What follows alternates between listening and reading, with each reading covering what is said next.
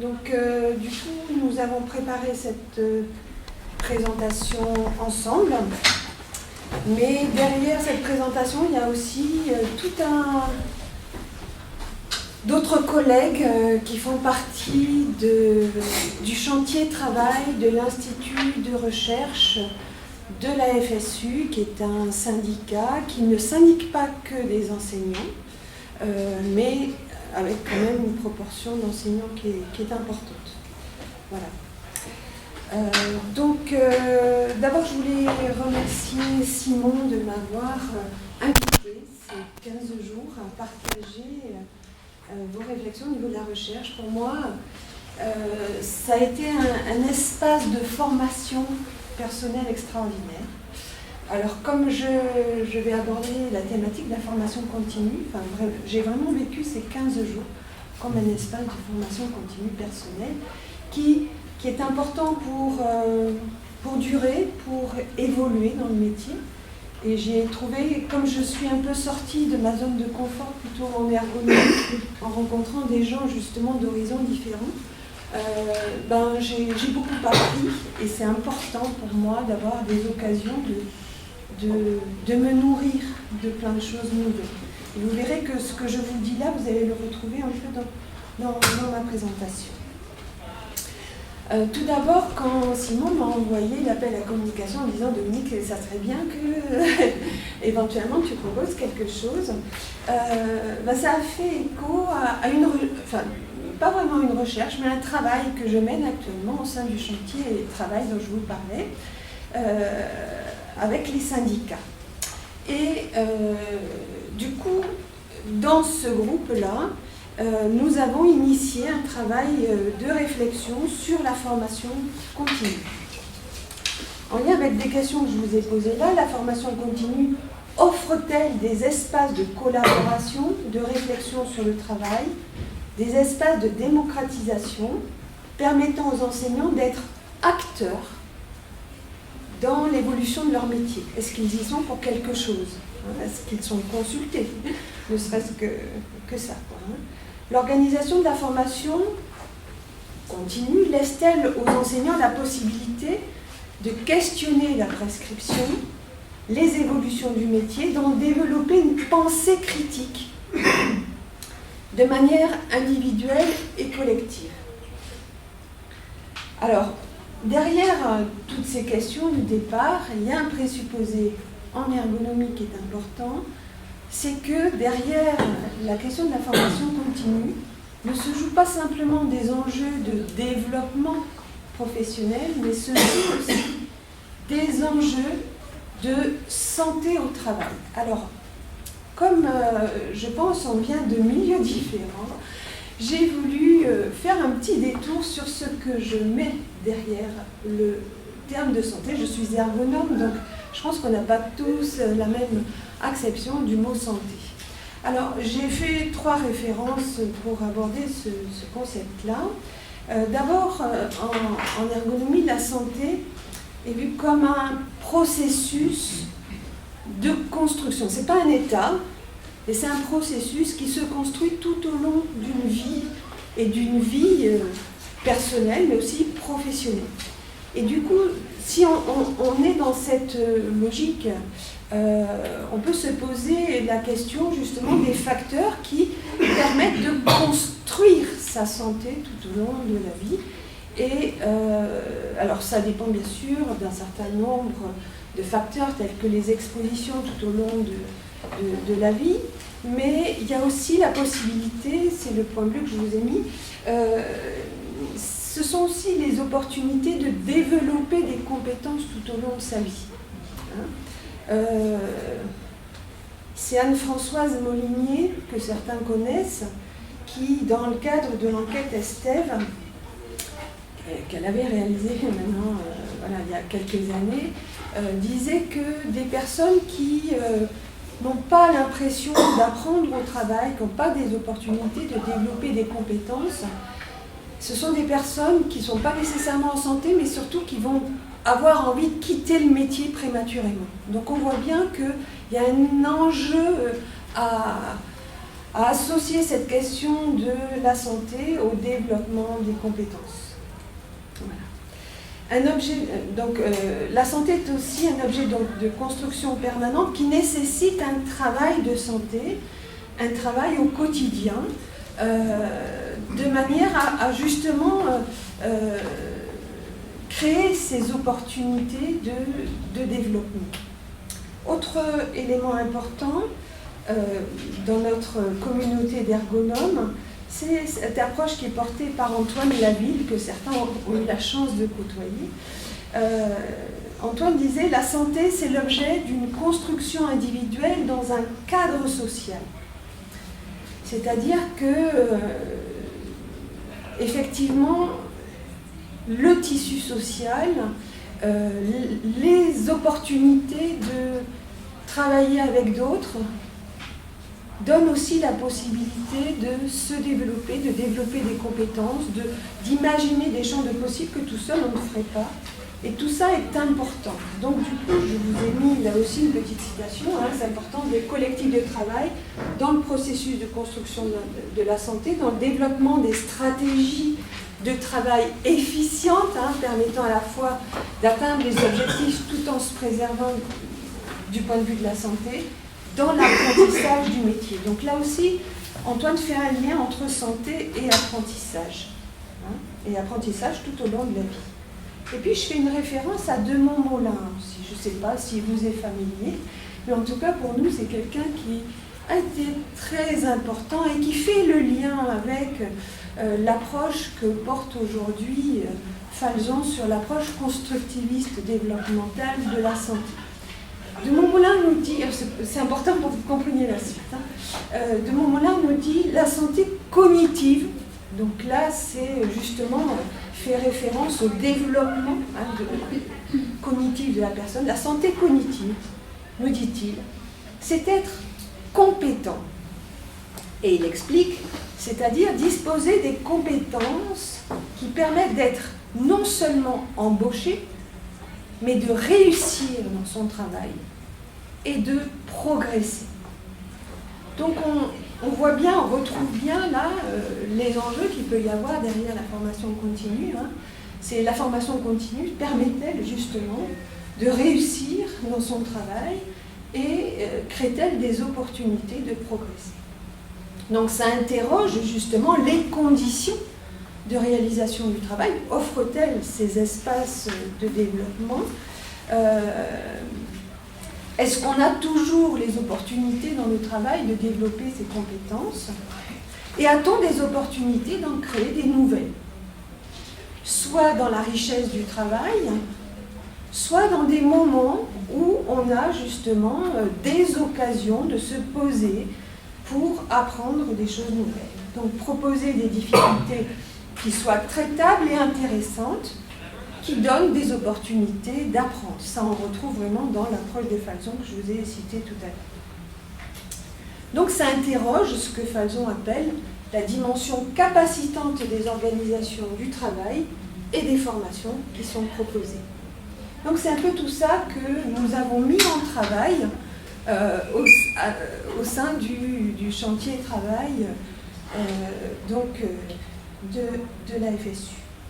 Et puis j'ai voulu vous citer aussi une phrase importante d'un article très très intéressant de Catherine Delgaulet et Christine Vidal-Gomel. Elles disent « Le développement des travailleurs, la construction et la consolidation des compétences est intimement liée à la santé. » Donc les ergonomes, et je pense que peut-être que d'autres disciplines font des liens forts entre justement développement des compétences et santé.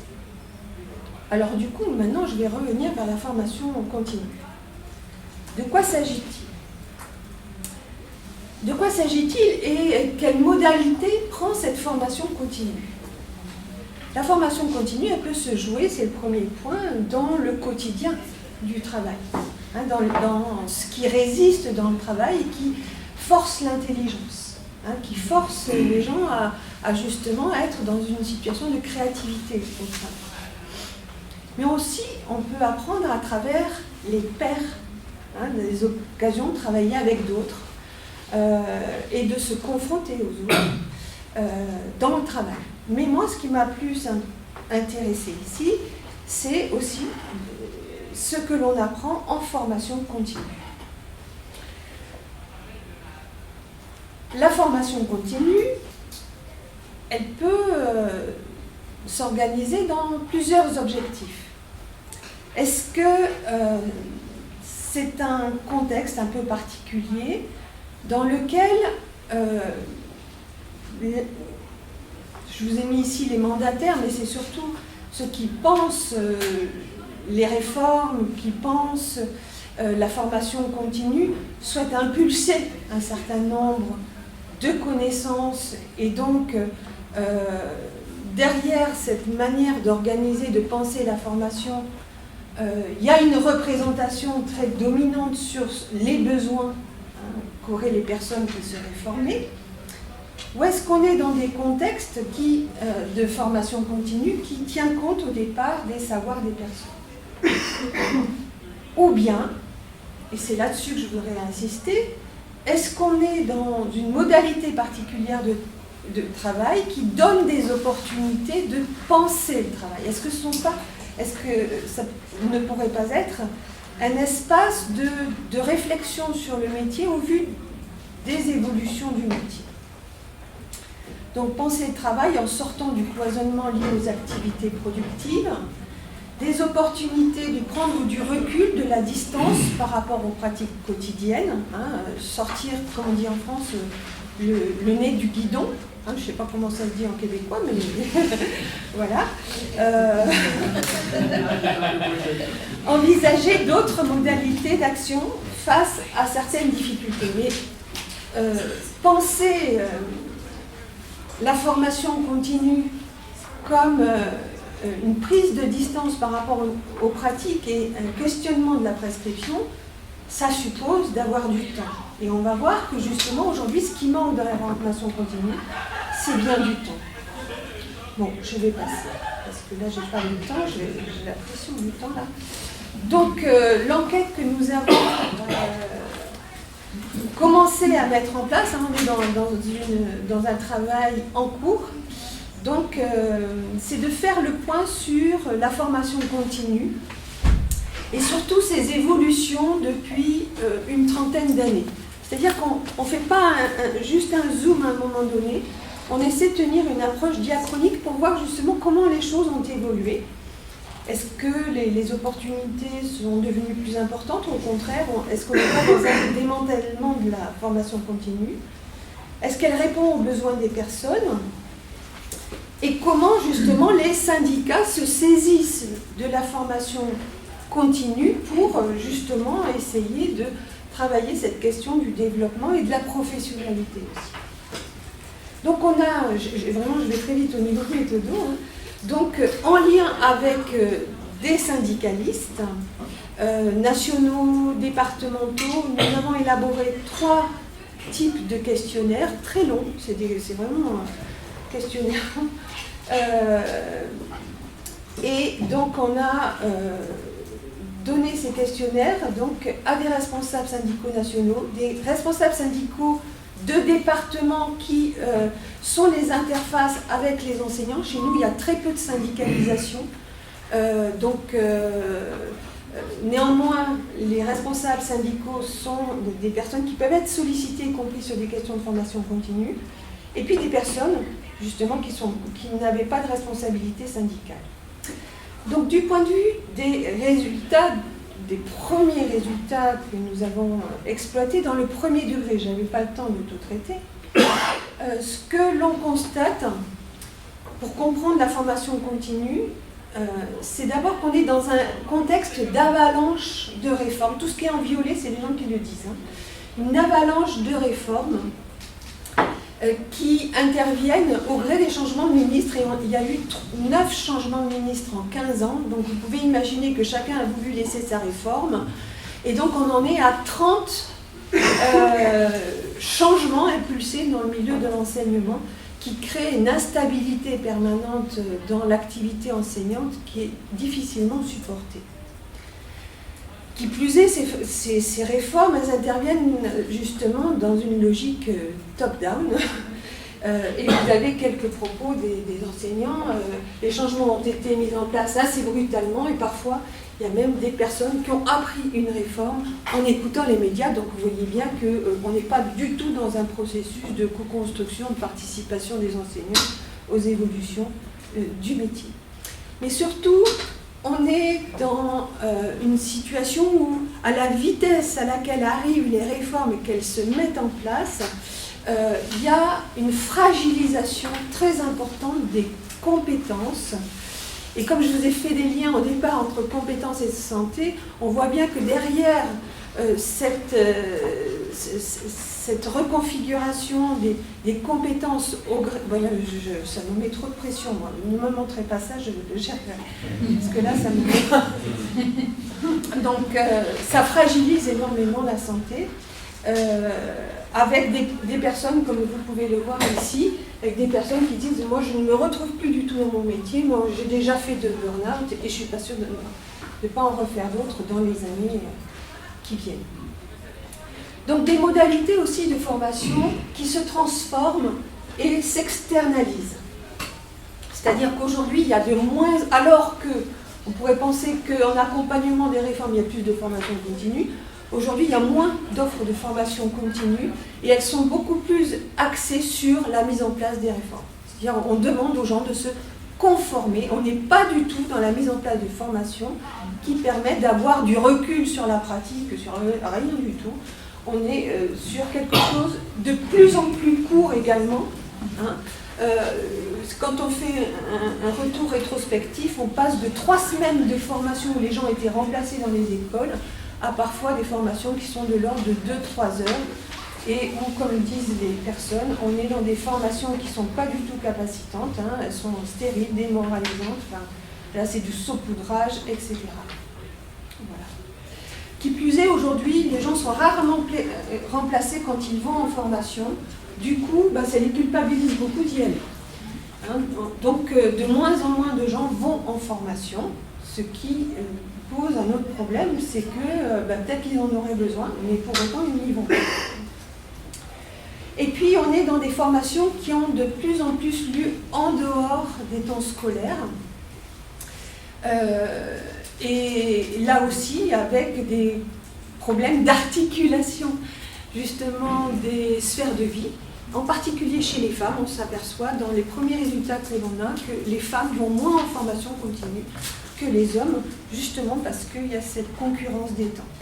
On a en France des choses que je pense que vous avez aussi, la mise en place du e-learning, donc on a le déploiement du magistère, ce qu'on appelle le magistère, qui entrave les possibilités d'échanger, comme vous l'avez indiqué là, et qui ne crée pas ces espaces de réflexion sur la prescription et qui ne permettent pas de prendre du recul par rapport à ce qu'on demande. Du coup, effectivement, il y aura des arbitrages autour de ces réformes, mais ça restera des arbitrages individuels puisqu'il n'y a pas de réforme de réflexion de fond collective sur les réformes. Voilà. Donc on est plus dans une logique de formatage, dans ce que devient la formation continue.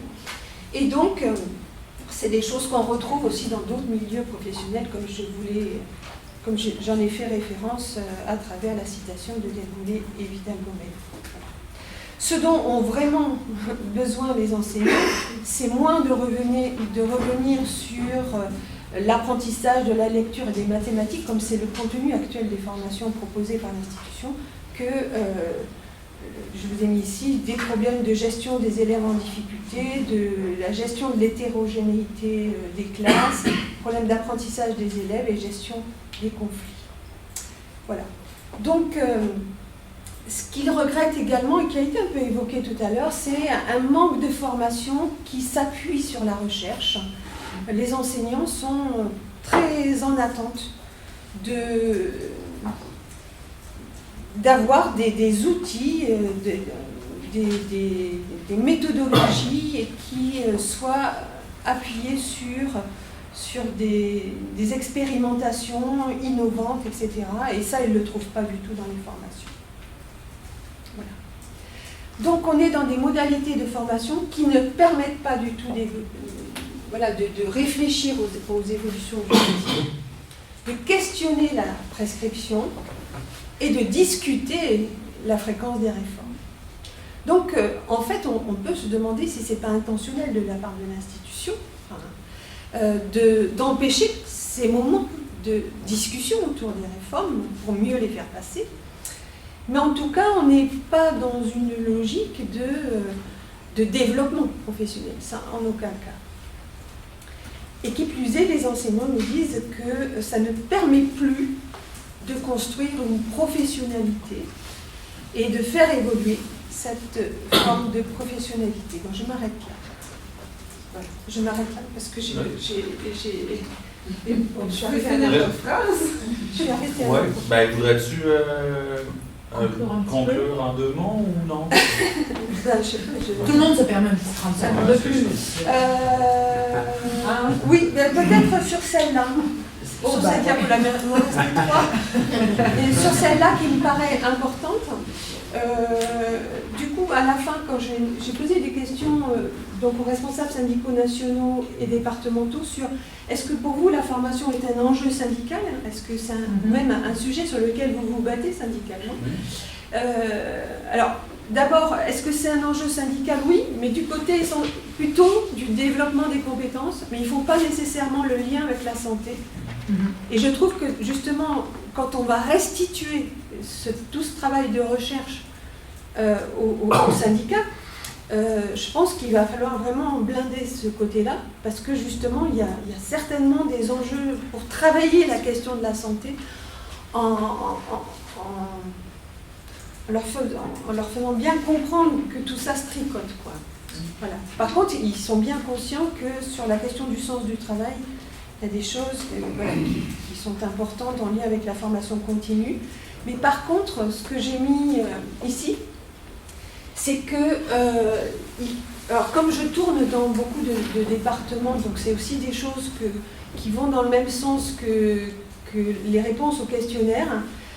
Dans certaines sections syndicales, les responsables syndicaux vont porter la question de la formation continue, vont revendiquer les choses en termes de formation continue, fréquence, nature des formations. Pour autant, comme je vous l'ai mis là, ne sont pas toujours entendus et pas toujours à l'aise pour revendiquer autour de ça, parce qu'il n'y a pas d'élaboration justement au niveau central, au niveau national. Donc je pense que là, il y a une occasion de réfléchir au niveau syndical sur ces questions-là et de mettre en mouvement quelque chose.